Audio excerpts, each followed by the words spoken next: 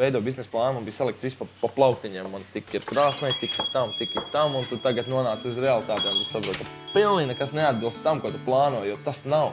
Tas, ko tu esi skatījies, tu esi paņēmis tādu krāsniņā, ko tu vari uzcept 10 voltus. Tu atteikumu, ka man atsūtīja, tu pirmā viss. Kā, es uzrakstīju, neizdevās, labi, domās kaut ko citu. Divi cilvēki tagad pateica, ka tu neko nedarīsi, tu arī nedarīsi to reāli. Tu negribi viņiem pierādīt, ka tu to vari izdarīt. Zini, kā, un tev tā uzsit to asini, ka tev jāmauc, un tā arī viņš notiek. Un tas, kas ir izdarīts, tas ir vienkārši, tas ir paveikts, lai man būtu kur strādāt, lai es varētu nodrošināt sevi. Tas ir parasts darbs, tas ir darbs kā jebkuram citam cilvēkam. Tikai es to daru priekš sevi. Ja godīgi, sākumā man bija ļoti bail.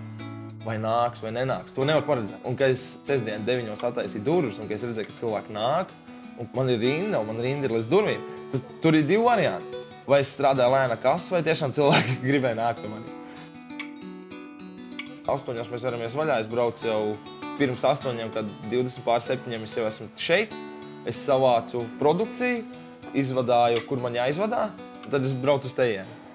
Un sāka dienu pie kases. Galvenais ir improvizācija.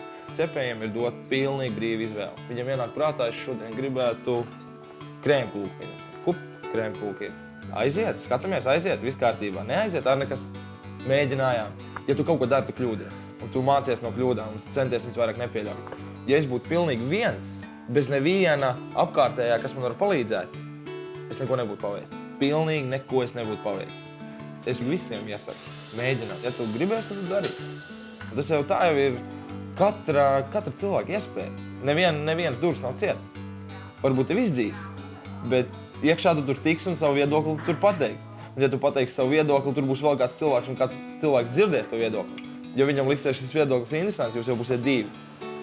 Reālākā pieredze ir šī dzīves pieredze, ka tu pats ej, kārto, dari un risini tās lietas. Tad arī tu zinās tik daudz, cik tev vajadzēs zināt. Tā gandrīz var teikt. Tu iegūsi tik daudz, cik tev vajag.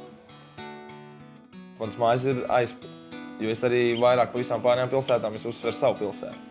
Es gribu šeit palikt, jo tā pilsēta ir tiešām ļoti smuka. Mēs esam maziņi, bet mēs varam parādīt, ka mēs varam izdarīt daudz vairāk nekā varbūt daļa liela pilsēta vai vienalga, lielāks kopums.